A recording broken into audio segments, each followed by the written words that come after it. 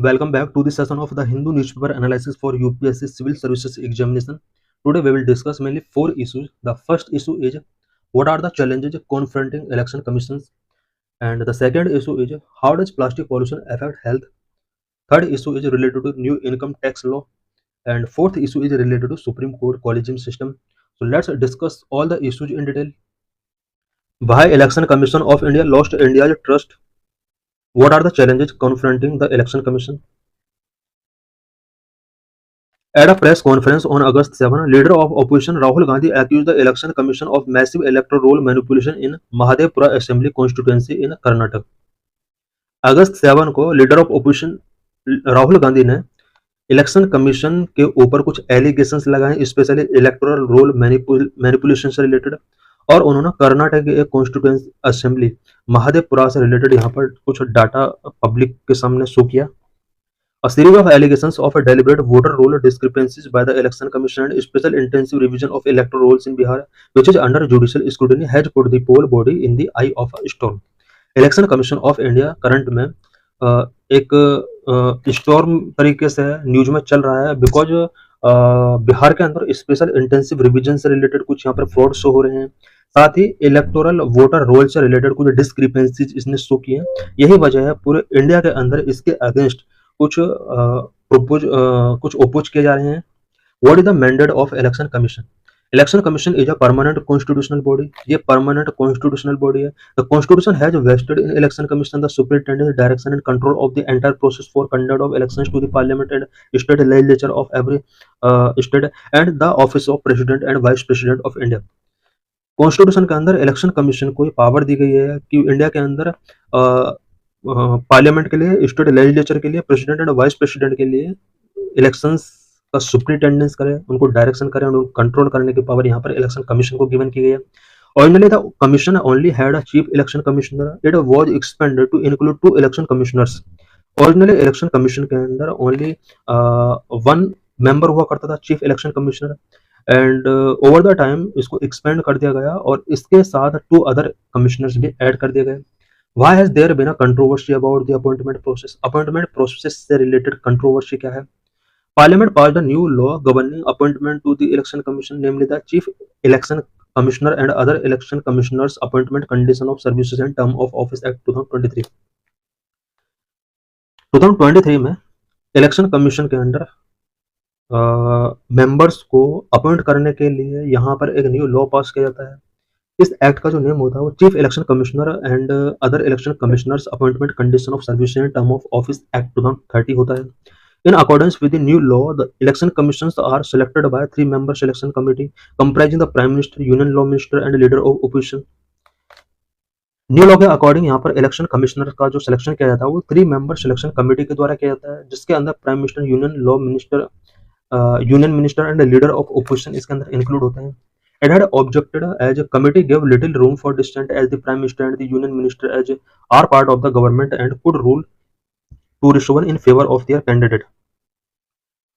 2023 का जो एक्ट था उसका ओपोज किया गया, बिकॉज इस 3-member कमेटी के अंदर जो मेजोरिटी में था वो एग्जीक्यूटिव को, गवर्नमेंट को मेजोरिटी चला जाता है, because prime minister and union minister combine होकर एक मेजोरिटी के अकॉर्डिंग यहाँ पर डिसीजन टेकिंग कर सकते हैं. Why is election commission's role in the spotlight? Election commission का रोल करंट में स्पॉटलाइट क्यों टेकिंग किया हुआ है?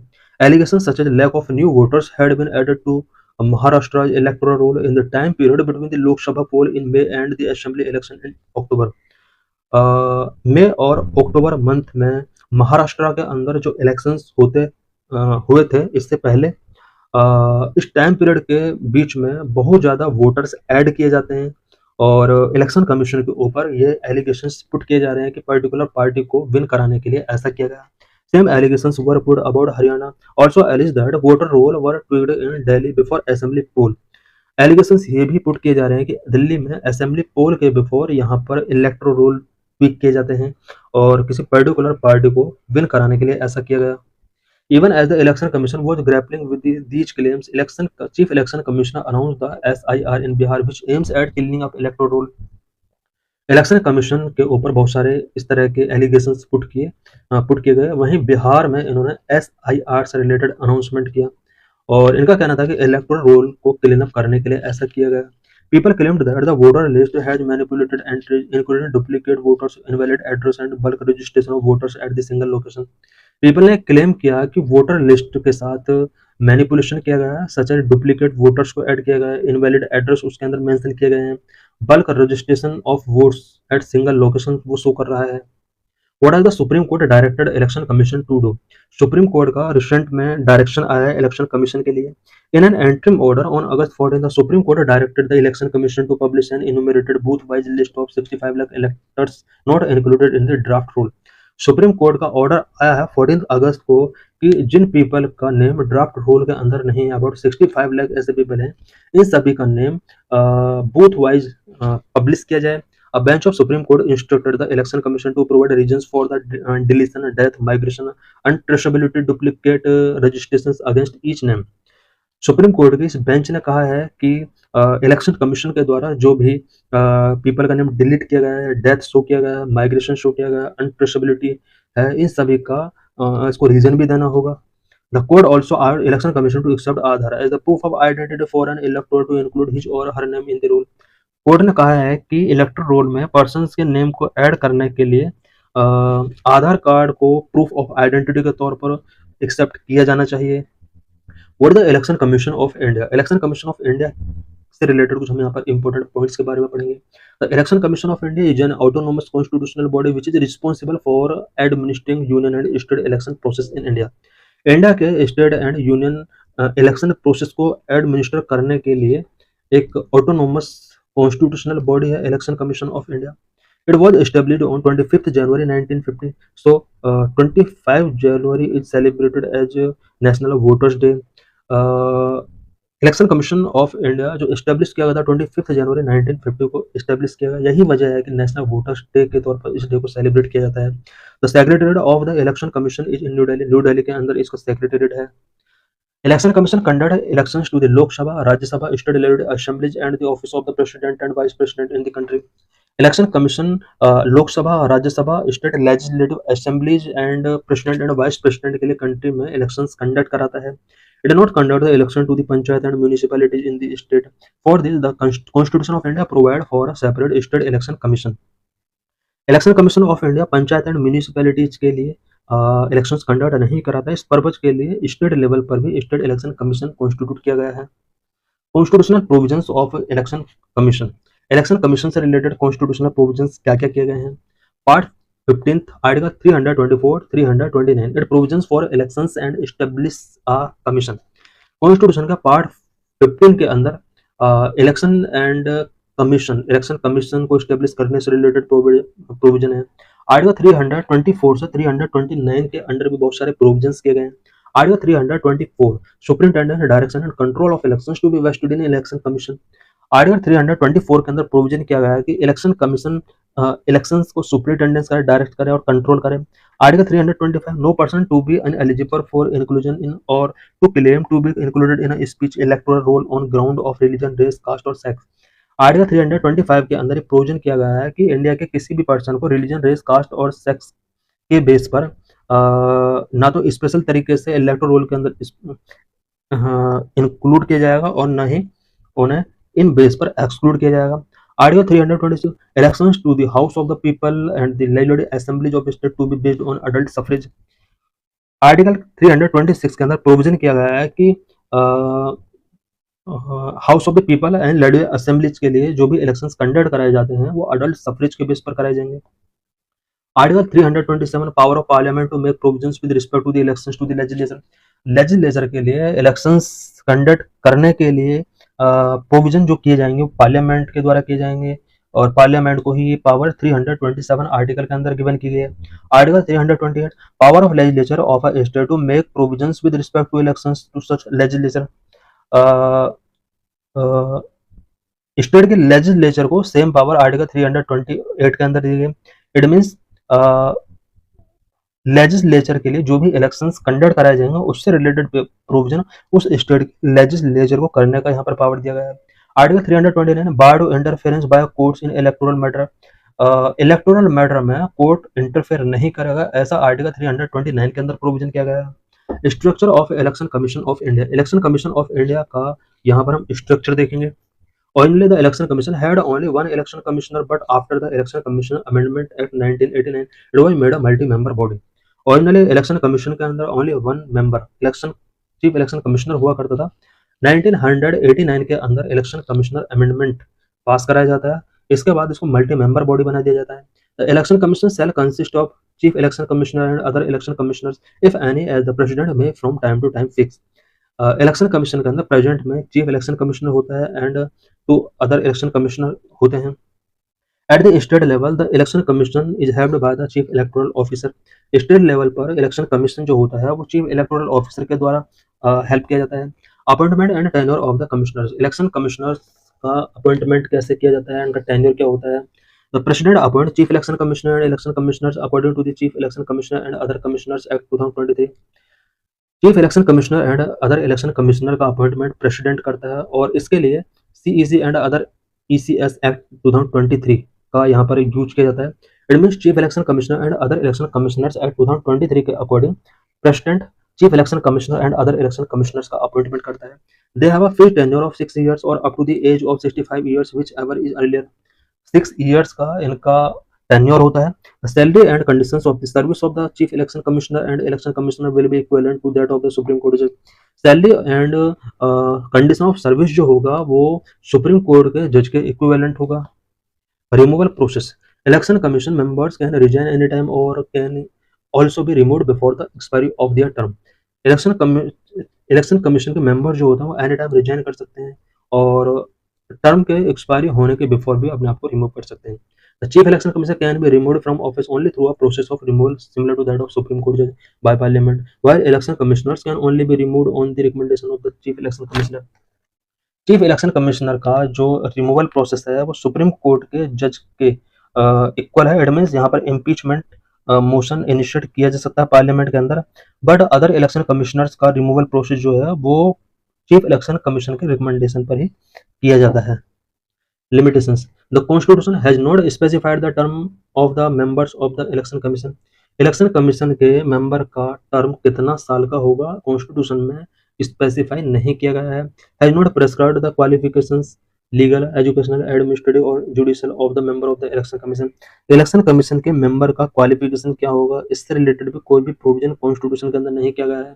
Has not debated the retiring election commissioners from any further appointment by the government.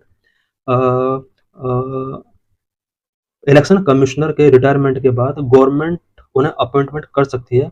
It means constitution के अंदर election commissioners को further government appointment के लिए डिबेयर नहीं किया गया है। What is the procedure to appoint election commissioners, election commissioners को अपॉइंट करने का प्रोसीजर क्या है। The chief election commissioner and other commissioner appointment condition of service and term of office bill 2023 outline the current procedure for appointment. Election commissioners के appointment के लिए जो present में प्रोसीजर है वो CEC and other election commissioner bill 2023 के अंदर outline किया गया है। The president appoint the election chief election commissioner and election commissioners on the basis of recommendation of a selection committee which include the PM, a union cabinet minister and the leader of opposition और leader of the largest opposition party in the Lok Sabha. Present में chief election commissioner and other commissioners का जो appointment किया जाता है president के द्वारा किया जाता है और इसके लिए एक सिलेक्शन कमेटी के द्वारा रिकमेंडेशंस किए जाते हैं। सिलेक्शन कमेटी के अंदर PM, union cabinet minister and leader of opposition include होते हैं। और search committee headed by law minister propose a panel of names to the selection committee.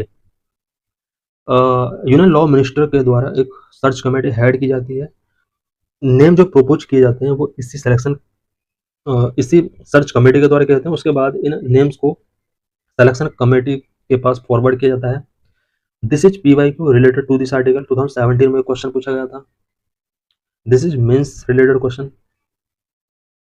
What is the impact of a plastic pollution on human health? Could the global plastic treaty end plastic pollution? Why news? Around 180 countries have failed to find consensus on an internationally binding legal agreement that sought to restrict plastic pollution. Geneva के अंदर recently global plastic treaty हुआ है जिसके अंदर about 180 countries ने participate किया है, but plastic pollution को रेस्ट्रिक्ट करने के लिए internationally binding legal agreements related consensus वो टेकिंग नहीं कर पाए। Talks in Geneva remained deadlock on this issue. इस इशू पर जेनेवा के अंदर रिसेंटली जो टॉक्स चल रहे हैं वो सक्सेस नहीं हुए हैं। While there is already a United Nations Environment Program, UNEP backed a resolution on the need for such a move. Only a binding agreement will actually force countries to take concrete action. United Nations environment programme के द्वारा backed किया गया ये एक move था कि internationally binding legal agreement किए जाएं, बट इस पर कॉन्क्रीट एक्शंस कंट्रीज के द्वारा टेकिंग अभी नहीं किए गए हैं। However countries are divided on several questions.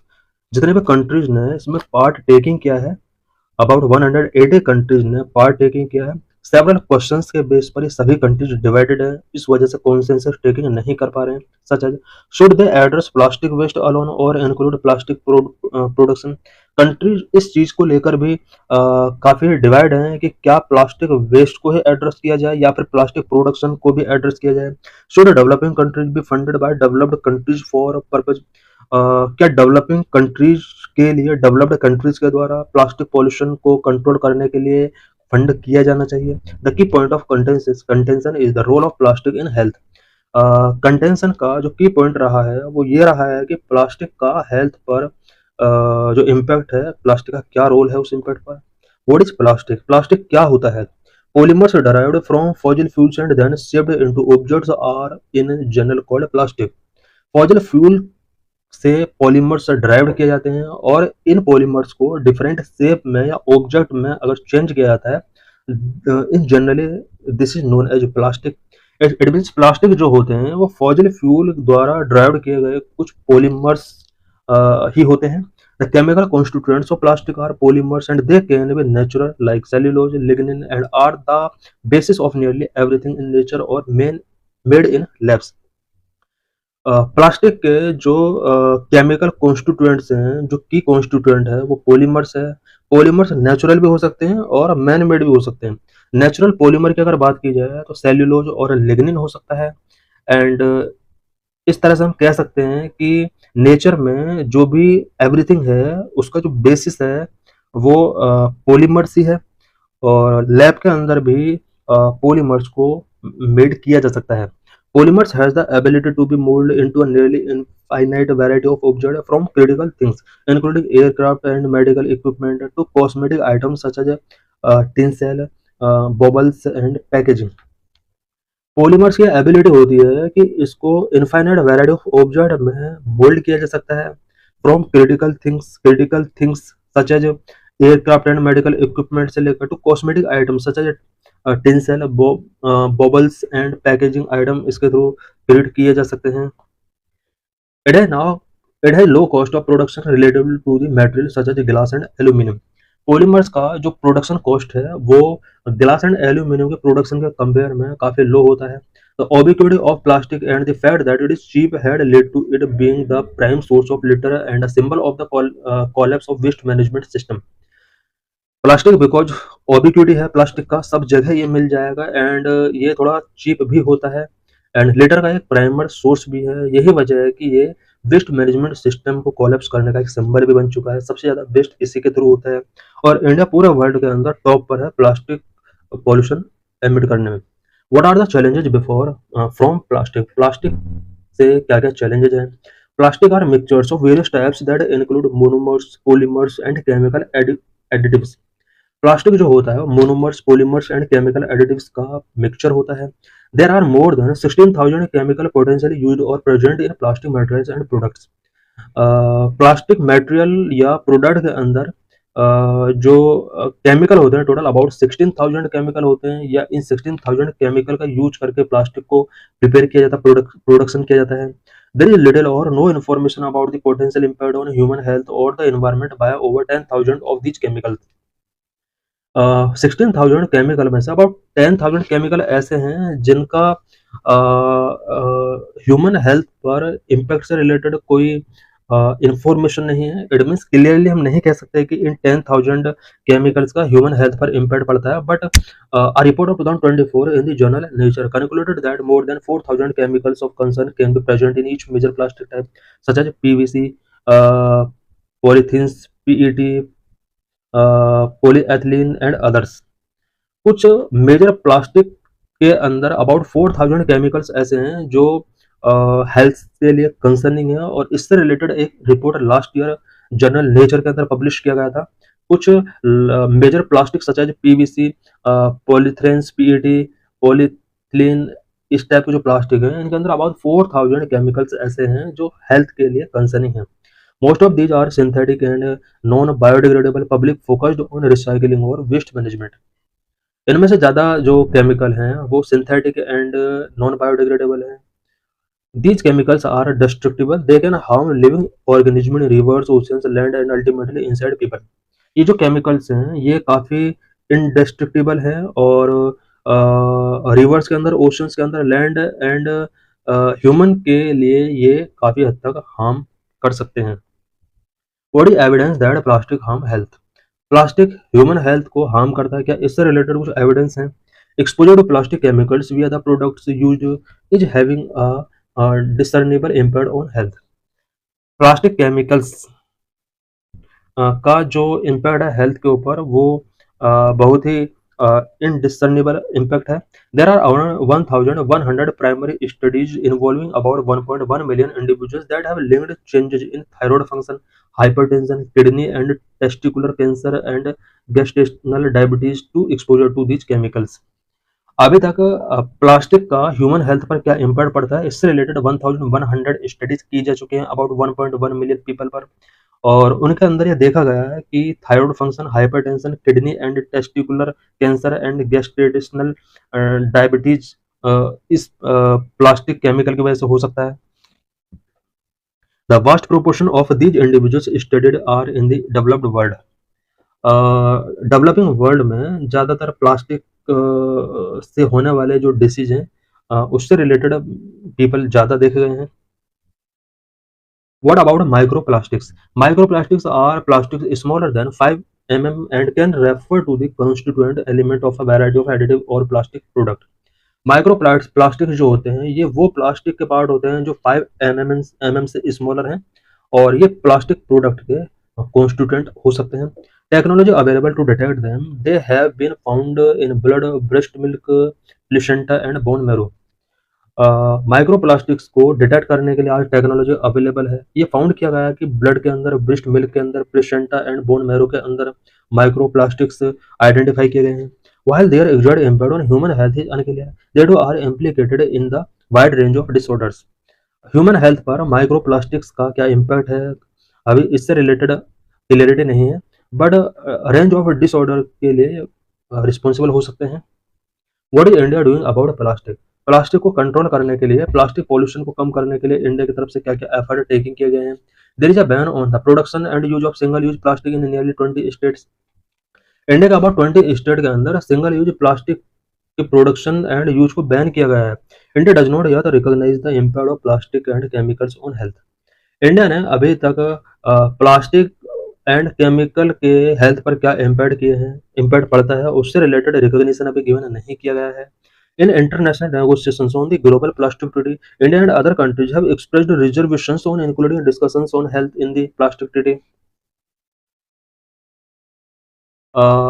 जितने भी इंटरनेशनल नेगोशिएशंस ग्लोबल लेवल पर किए जा रहे हैं स्पेशली प्लास्टिक ट्रीटी से रिलेटेड, इंडिया और कुछ अदर कंट्रीज ने ये फोकस किया है कि प्लास्टिक ट्रीटी में प्लास्टिक पोल्यूशन का हेल्थ पर क्या इम्पैक्ट पड़ता है इससे रिलेटेड डिस्कशंस किए जाएं।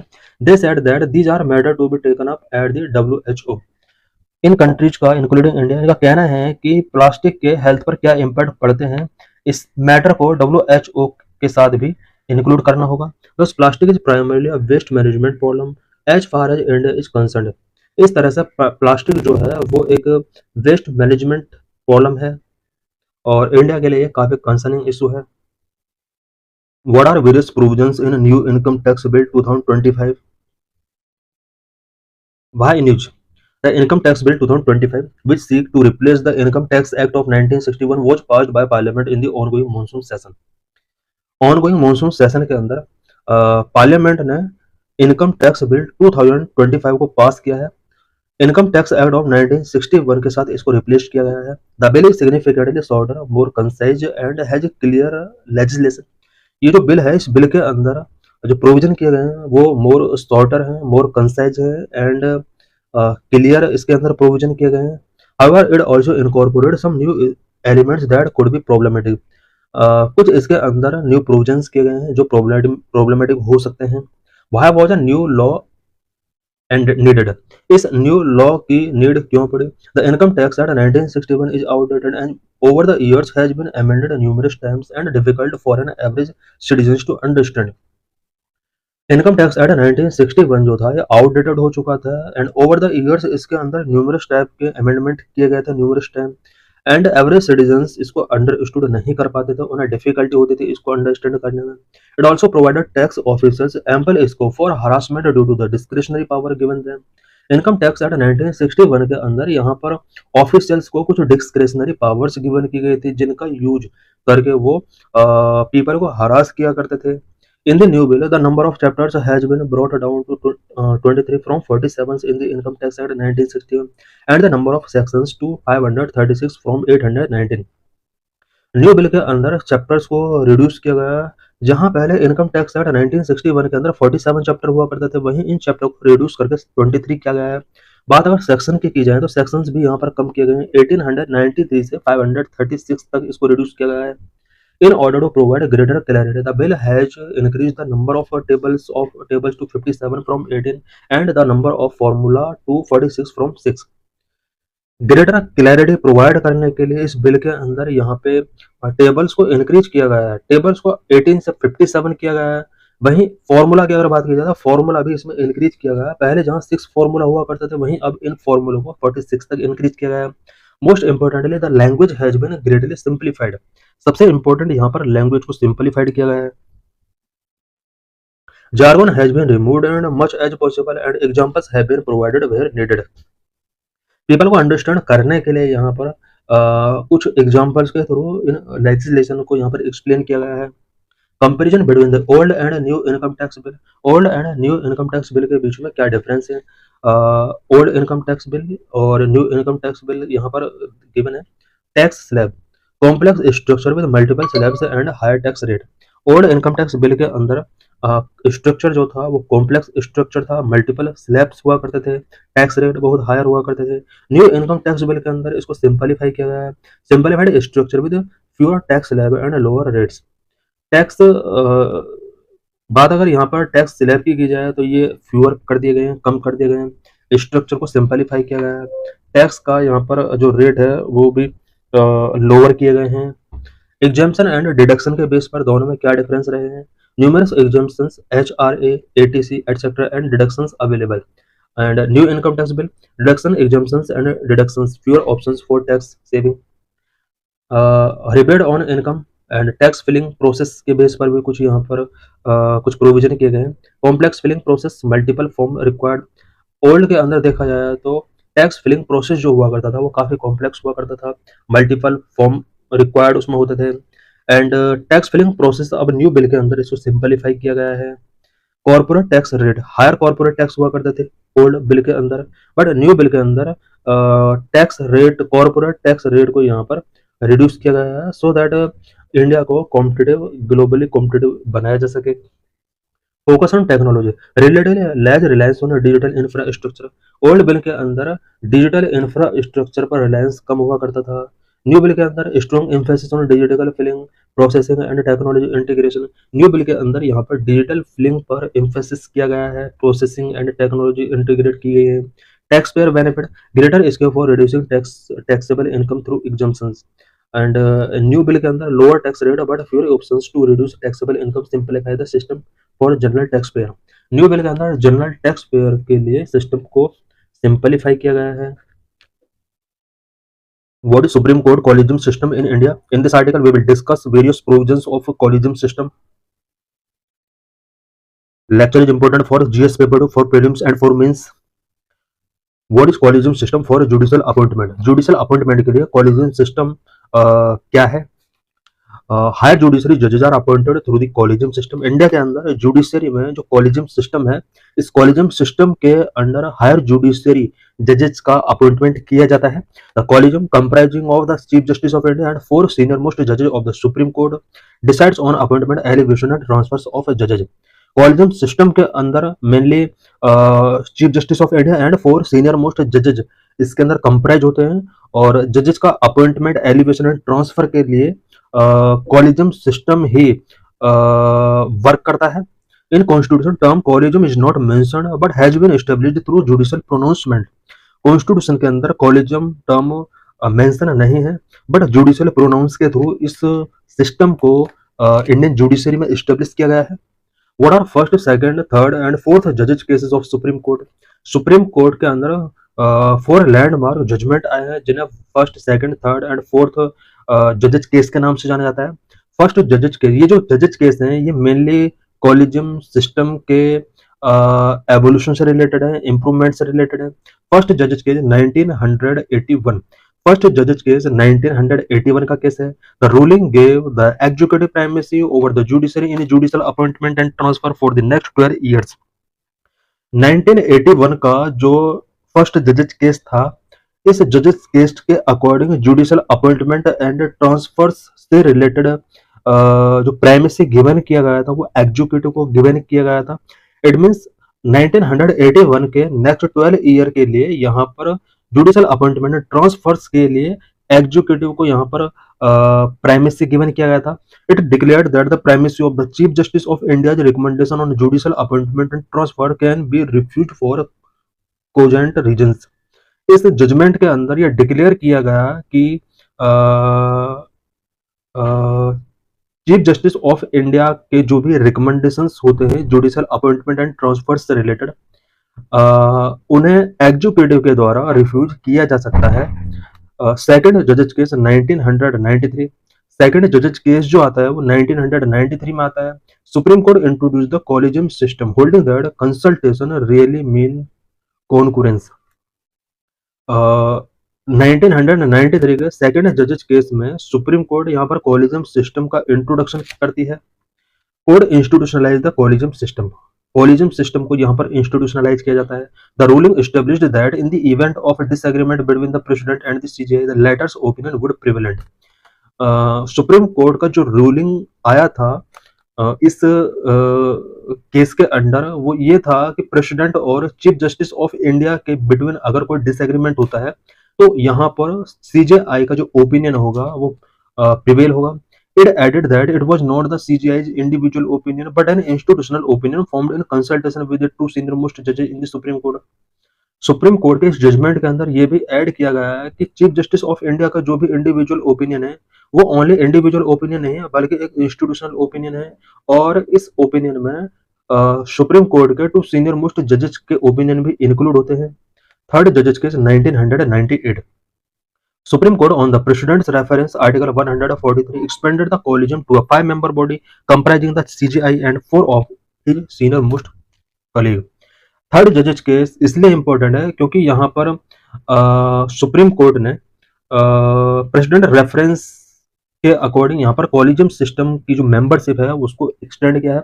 पहले जहां पर सीजेआई एंड 2 सीनियर मोस्ट जज हुआ करते थे, अब यहाँ पर सीजेआई प्लस 4 सीनियर मोस्ट जजेज के द्वारा यहाँ पर कॉलेजियम सिस्टम को एक्सपेंड किया गया। वहीं प्रेसिडेंट का रेफरेंस जो है वो आर्टिकल 143 के अंदर मेंशन है। इसके अकॉर्डिंग प्रेसिडेंट चाहे तो सुप्रीम कोर्ट से कुछ सलाह ले सकता है। It mandated that transfer recommendation be made by the CJI in consultation with the 4 senior most judges. Third जजेज केस के अंडर ये डिक्लेयर कर दिया गया, मैंडेट कर दिया गया है कि जो भी जजेज का यहाँ पर ट्रांसफर किया जाएगा उस ट्रांसफर के लिए 4 सीनियर मोस्ट जजेज पहले रिकमेंडेशन गिवन करेंगे, उसके बाद ही ट्रांसफर्स किए जा सकते हैं। फोर्थ जजेज case 2015, national judicial appointment commission act of 2014 and 99th constitutional amendment act of 2014 has replaced the collegium system of appointing जजेज to the supreme court and high court with a new body called the national judicial appointment commission. 2014 में national judicial appointment commission act लाया जाता है और इसके लिए 99th constitutional amendment पास कराया जाता है। बट 2014 में इसके कॉलेजियम सिस्टम की जगह पर नेशनल जुडिशियल अपॉइंटमेंट कमीशन यहाँ पर टेकिंग किया जाता है सो दैट सुप्रीम कोर्ट और हाई कोर्ट के लिए जजेस का अपॉइंटमेंट किया जा सके।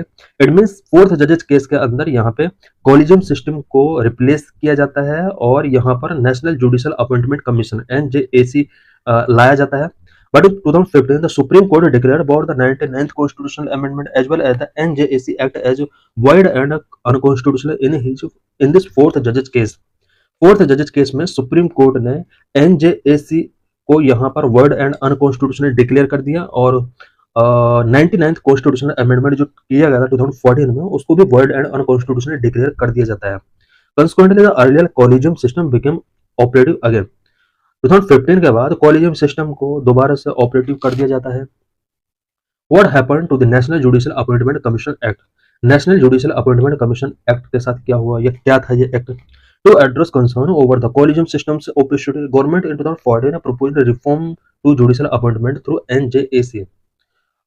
कॉलेजियम सिस्टम की ओपेसिटी से रिलेटेड वेरियस कंसर्न को एड्रेस करने के लिए गवर्नमेंट ने 2014 में जुडिशियल रिफॉर्म के नाम पर यहाँ एनजेएसी लॉन्च किया। एनजेएसी के अकॉर्डिंग ट्रांसपेरेंट तरीके से जुडिशियल अपॉइंटमेंट यहाँ पर इंश्योर किए गए। In August parliament enacted the constitution 99th amendment act 2014 and the NJAC act 2014 establishing an independent body to replace the collegium system for appointing जजेस to the supreme court and high court. 2014 में parliament के द्वारा constitution 99 amendment act पास किया जाता है, NJAC act पास किया जाता है, और ये एक इंडिपेंडेंट बॉडी थी जो कॉलेजियम सिस्टम के साथ रिप्लेस की गई थी, सो दैट सुप्रीम कोर्ट और हाई कोर्ट के लिए जजेस का अपॉइंटमेंट किया जा सके।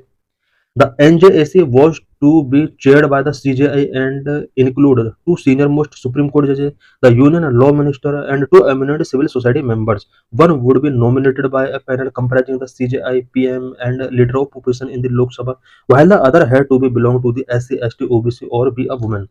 हम यहाँ पर देख सकते हैं कि NJAC के अंडर जो मेंबर्स हुआ करते थे, कौन कौन मेंबर हुआ करते थे। बात अगर चेयरमैनशिप की जाए तो एनजेएसी के अंडर सीजेआई हुआ करता था, टू सीनियर मोस्ट जजेज भी इसके मेंबर हुआ करते थे, यूनियन लॉ मिनिस्टर इसके मेंबर हुआ करते थे, two eminent civil society members भी इसके कंप्राइजिंग करते थे। Two eminent civil society members की अगर बात की जाए तो ये कौन कौन मेंबर हो सकते थे? One would be nominated by panel comprising the CJI, PM and leader of opposition in the Lok Sabha, while the other had to be belong to the SC, ST, OBC or be a women. Two eminent civil society members की अगर बात की जाए तो इसमें एक member जो होगा वो एक पैनल के द्वारा चूज किया जाएगा। पैनल के अंदर chief justice of India, PM and leader of opposition, इन सभी के द्वारा चूज किया जाना। दूसरा जो मेंबर चूज किया जाता था वो एससी, एसटी, ओबीसी या वुमेन में से चूज किया जाना था। इट मीन्स एनजेएसी को अगर देखा जाए तो ये अपॉइंटमेंट का एक बेटर एक पैनल था। The amendment passed in Parliament with near complete consensus and was subsequently ratified by 16 state legislature। NJAC के लिए जो अमेंडमेंट किया गया था कॉन्स्टिट्यूशन के अंदर, पार्लियामेंट के द्वारा वो पास किया जाता है और कंप्लीट कॉन्सेंसस के बेस पर उसको पास किया जाता है। बाद में 16 लेजिस्लेचर के द्वारा भी इसको रेक्टिफाई करा लिया जाता है। इट मीन्स ये स्पेशल मेजोरिटी के साथ पास कराया जाता है। However, within days of its enactment, the law was challenged before the Supreme Court। ये जो लॉ था जो सुप्रीम कोर्ट के बिफोर इसको चैलेंज किया जाता है। Why NJAC was abolished by Supreme Court? Supreme court के द्वारा NJAC को अबोलिश क्यों किया गया? The primary contention was the veto power granted to any two dissenting NJAC members।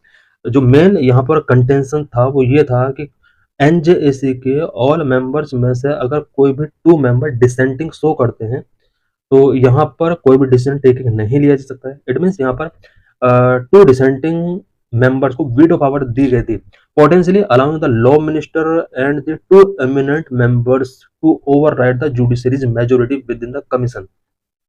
यहाँ पर सुप्रीम कोर्ट को डाउट ये था कि कोई भी टू मेंबर यदि law minister and two eminent member में से अगर डिसेंटिंग शो करते हैं तो जुडिशियरी का मेजोरिटी यहाँ पर ओवरराइड होता है, और ये कहीं ना कहीं जुडिशियरी की जो इंडिपेंडेंसी है उसके ऊपर एक अटैक हो सकता है। और अक्टूबर 16, 2015 a 5-judge bench ruled with a 4:1 majority that the NJAC was unconstitutional and violated the basic structure of the constitution।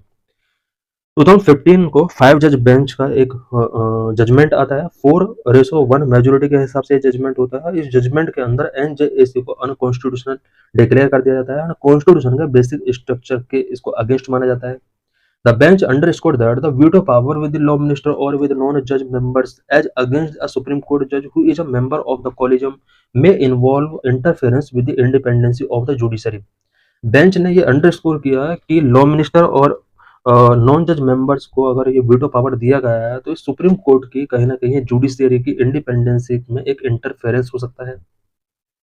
How are supreme court जजेज अपॉइंटेड? सुप्रीम कोर्ट के जज किस तरह से अपॉइंट किए जाते हैं? Number of strength and composition of the supreme court का स्ट्रेंथ क्या है, क्या कंपोजिशन है? Originally the supreme court had 8 जजेज, 1 चीफ जस्टिस एंड 7 अदर जजेज। ओरिजिनली सुप्रीम कोर्ट के अंदर 8 जज हुआ करते थे जिसमें 1 चीफ जस्टिस हुआ करता था एंड 7 अदर जज हुआ करते थे। Over the time parliament has increase the number of जजेज। करंटली सुप्रीम कोर्ट हैव 34 जजेज, 1 CJ and 33 others.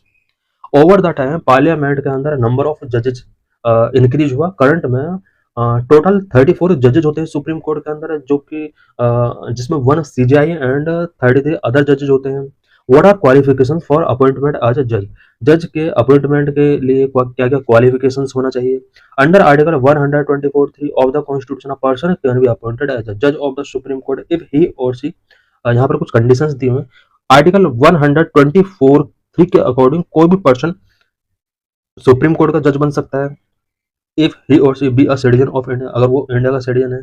Must have served as a जज of a high court for at least 5 years or an advocate of a high court for at least 10 years। अगर कोई भी person high court के अंदर eight least 5 years के लिए जज रहा है या 10 years के लिए, एट लीस्ट 10 years के लिए वो किसी हाई कोर्ट का एडवोकेट रहा है, must be a distinguished jurist in the opinion of the president. President के ओपिनियन में वो डिस्टिंग्विश्ड जूरिस्ट होना चाहिए। What is appointment process? Supreme court के जजेस का अपॉइंटमेंट प्रोसेस क्या होता है? जजेस of the supreme court are appointed by the president under clause 2 of article 124 of the constitution. Supreme court के जजेस का अपॉइंटमेंट प्रेसिडेंट के द्वारा कॉन्स्टिट्यूशन का आर्टिकल 134 के अकॉर्डिंग किया जाता है।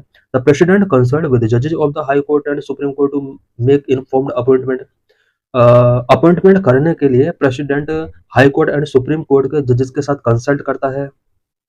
ओथ प्रोसेस, एवरी अपॉइंटेड जज must take and subscribe an oath before the president or an appointed person. Every appointed जज जो होता है वो प्रेसिडेंट और अपॉइंटेड पर्सन के बिफोर ओथ टेकिंग करता है। The oath includes commitment to uphold the constitution, sovereignty and integrity of India and perform duties without fear or favour. Oath के अंदर कॉन्स्टिट्यूशन को अपहोल्ड करने का commitment, sovereignty and integrity of India से related commitment and without fear or favour duty perform करने की यहाँ पर ओथ टेकिंग की जाती है जजेस के द्वारा। Provision of tenure and resignation, tenure कितने ईयर का होता है, रिजाइन से रिलेटेड क्या क्या प्रोविजन है। No prescribed minimum age limit for a जज अपॉइंटमेंट, जज के अपॉइंटमेंट के लिए कोई प्रेस्क्राइब्ड मिनिमम एज फिक्स नहीं है। Services until they reach the age of 65 years, 65 years तक की एज तक वो सर्विस गिवन कर सकते हैं। May resign before reaching the age of 65 years by tendering their resignation to the president, resignation letter president को गिवन किया जा सकता है before 65 years. Salaries and allowances of जजेज of supreme court, supreme court की सैलरी, सुप्रीम कोर्ट के जजेज की सैलरी एंड अलाउंस के रिगार्डिंग क्या क्या प्रोविजन है। Only parliament determine salaries, allowances, privileges, leave and pension of supreme court जज। सुप्रीम कोर्ट के जजेज की salary, allowance, privileges, leave and pension से रिलेटेड प्रोविजन पार्लियामेंट के द्वारा ही किए जा सकते हैं। All are charge upon the consolidated fund of India, supreme court के जजेस के लिए जितना भी salary, allowance, privilege, leave and pension given किया जाता है इंडिया का कंसोलिडेटेड फंड से इन्हें ये गिवन किया जाता है। What R post retirement restrictions, post retirement restriction supreme court के जजेस के ऊपर क्या क्या होते हैं। अ जज of the supreme court after retirement is prohibited from practising law in any court in India or pleading before any government authority. Retirement के बाद सुप्रीम कोर्ट के किसी भी जज को इंडिया के किसी भी कोर्ट में प्रैक्टिसिंग करने से प्रोहिबिट किया गया है। साथ ही गवर्नमेंट अथॉरिटी के बिफोर उसको प्लीडिंग करने के लिए प्रोहिबिट किया गया है। But according to article 128 any retired जज of supreme court can be called back to sit and act as a supreme court जज by the CGI with the prior permission of the president of India. Article 128 के अंदर ये provision किया गया है कि किसी भी सुप्रीम कोर्ट के रिटायर्ड जज को सुप्रीम कोर्ट के जज के तौर पर दोबारा से कॉल बैक किया जा सकता है और इसके लिए प्रेसिडेंट की प्रायर परमिशन टेकिंग करनी होगी। रिमूवल प्रोसीजर ऑफ जजेस of supreme court, supreme court के जजेस के लिए रिमूवल प्रोसेस क्या है? Can only be removed from office by an order of the president due to proven misbehaviour और इनकैपेसिटी। सुप्रीम कोर्ट के जज को रिमूव करने के लिए प्रेसिडेंट की ऑर्डर की रिक्वायरमेंट होगी, और ये तभी हो सकता है जब किसी भी सुप्रीम कोर्ट के जज के अगेंस्ट मिसबिहेवियर प्रूफ हो जाता है, इनकैपेसिटी प्रूफ हो जाती है। Removal process of supreme court जज require an address by each house of parliament supported by special majority, special majority के द्वारा सपोर्ट की गई पार्लियामेंट के ईच हाउस के द्वारा इसको एड्रेस किया जाना चाहिए रिमूवल प्रोसेस को। Special majority means a majority of the total membership of that house and a majority of not less than 2/3 of the members present and voting. Special majority के under यहाँ पर total membership का majority होना चाहिए and present and voting member का 2/3 majority यहाँ पर होना चाहिए। Only Parliament has the authority to regulate the procedure for presenting the address and investigation and proving the misbehavior or incapacity of a judge। किसी भी जज के अगेंस्ट मिसबिहेवियर या इनकैपेसिटी से रिलेटेड अगर प्रोसीजर स्टार्ट करना है तो पार्लियामेंट को अथॉरिटी दी गई है। एंड इन्वेस्टिगेशन करने के लिए क्या प्रोसेस होगा, इससे रिलेटेड प्रोविजन करने का राइट यहाँ पर पार्लियामेंट को ही गिवन किया गया है। This is PYQ related to this article with reference to the Indian judiciary consider the following statement. 2021 में क्वेश्चन पूछा गया था। स्टेटमेंट नंबर 1, एनी रिटायर्ड जज of supreme court of India can be called back to sit and act as a supreme court जज bye the chief justice of India with the prior permission of the president of India. This statement is true. And statement number 2, a high court judge in India has the power to review its own judgment as the Supreme Court does। This statement also true, so correct option is C, both 1 and 2। This is mains related question. Critically examine the Supreme Court's judgment on National Judicial Appointment Commission 2014 with reference to appointment of judges of higher judiciary in India। 2017 में question पूछा गया था। Thanks for